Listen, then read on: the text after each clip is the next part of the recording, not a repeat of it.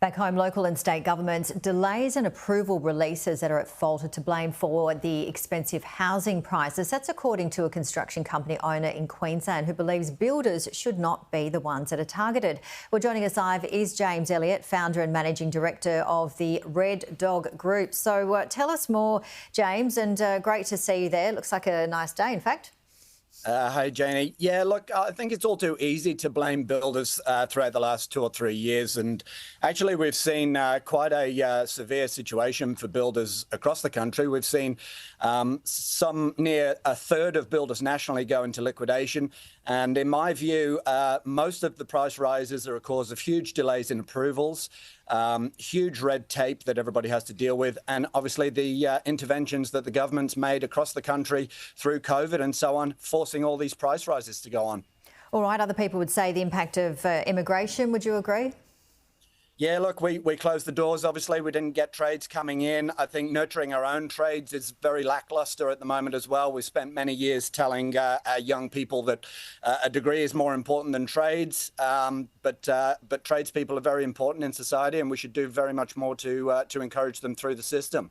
All right, so being in the housing industry, we know we've got a crisis. What would you suggest? I think just unshackle the system, get away from all this red tape. I mean, to produce land takes many, many months, sometimes years. To produce housing, there's many local government costs, some $20,000, $30,000, $40,000 go to local governments. There's no consistency around the country to what those costs are.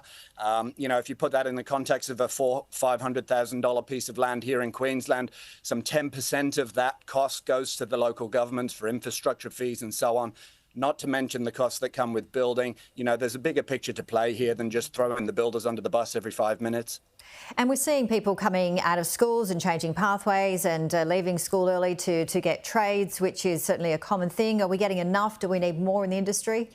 Yeah, that's fantastic. I think we still need more. I mean, it's a typical supply and demand issue. If we can supply more, unleash the market, unleash the trades, encourage people into it, then we can certainly combat some of this fast price rise and help people onto the ladder.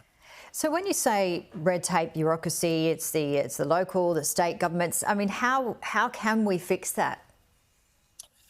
Well, unleash the shackles. I mean, there's no consistency between local governments and their systems, depending on where you're looking to develop or build. There's different systems of planning, different zonings and so on. If we can just sort of remove as much of that red tape as we can that restricts the flow of supply, get some consistency and produce homes, then of course the stability comes back in the cost. How easy would that be though? Not easy at all. I wouldn't have thought. It's not easy dealing with governments at all and legislation, is it? But it's something we've got to push for. Yeah, absolutely. Well, certainly one to watch. And again, the housing crisis, and we certainly need more homes, but any ideas are certainly welcome. But have you had any response from people? What have the governments told you? And generally, the sentiment in our industry is similar to what I'm saying here.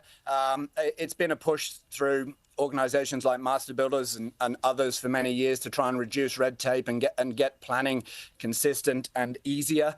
The other side of the fence, I don't know if that's heard or not. It's just something we've got to keep pushing at. All right. Well, James, all the best, and we look forward to hearing more. Thank you. Thanks, Janie.